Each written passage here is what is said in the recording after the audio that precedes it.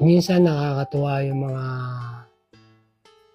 salita nating mga Pilipino, lalo na pag nasa ibang lugar tayo. Nakaka-amaze sa atin yung ibang lahi eh. Lalo na pagka nagkita yung kapwa Pilipino, tapos mag-uusap kayo ng Tagalog. Minsan tatanungin ka nung ibang lahi, ano daw sa English. Ang hirap paliwanag eh. Kasi meron akong experience. Naghihintay ako ng elevator, nasa 7th floor ako. And I think galing sa 10th floor yung elevator. So pagbukas ng elevator, merong Pilipino na nandun sa loob ng elevator.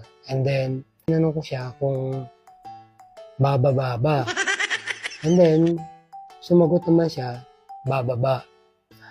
Can you imagine, with 2 letters, nagkaintindihan kaming dalawa ng Pilipino. Ang masaklap lang, ang sabi ng ibang lahi, "Are you a minions?"